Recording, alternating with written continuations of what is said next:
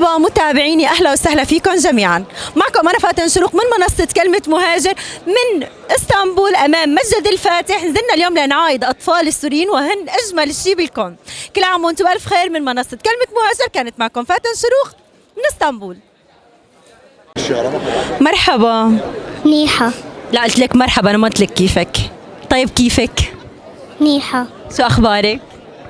الحمد لله. هدول التياب الحلوين مين جاب لك اياهم، ماما ولا بابا؟ عن جد التياب كثير حلوين. مرت عمتنا روان. مرت عمتنا روان. ليش مرت عمتنا روان؟ وين ماما؟ هون بس راحوا هن وياها اشتروا لنا اياهم. انتي فضيحة مثلي. يعني اكذبي وقولي ماما عادي بتصير.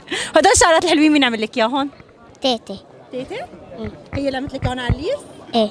تيتا فنانة. طيب اختك ليش ما عملت لها اياهم على الليس؟ يعني ليش اقتنعت بالضفورة؟ لانه هي كان شعرها كتير منكوش فعملت لها اياه ماما. اما انا كان شعري ناعم، لما عملت لي اياه ناعم صار انعم من شعري. غيرة بنات، يعني هي شعراتها منكوشين ولا عملوا لها هون على الليس؟ انت لانه شعراتك حلوين ما بدهم الليس. ايه. ذكرتيني بطفولتي الحزينة، كنت مثلك. كل عام وانت بخير. اعطيني بوسة كل عام وانت بخير. ما بيصير. يلا كل عام وانت بخير. اعطيني بوسة. يلا حبيبي باي.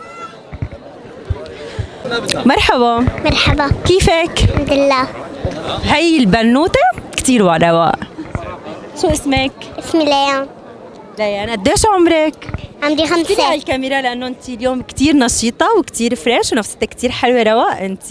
شكرا. انت كتير حلوة ليان. شكرا. صفا ايش انت؟ انا بالروضة. برافو عليكي شاطرة. هدول التياب الحلوة مين جابهم، ماما ولا بابا؟ ماما وبابا. تحبي ماما أكتر ولا بابا؟ اثنتين. شو أكتر مكان بتركيا أنت بتحبي؟ مين تحبي اكثر، الماما ولا الاندومي؟ شو أكتر مكان بتركيا أنت بتحبي؟ مش دقيقتين كنتي عم تحكي بلشتي تخجلي؟ كل عام وانت بألف خير. خليكي خجلانة لأنه البنت لازم تكون خجولة. كل عام وانت بخير. يلا باي.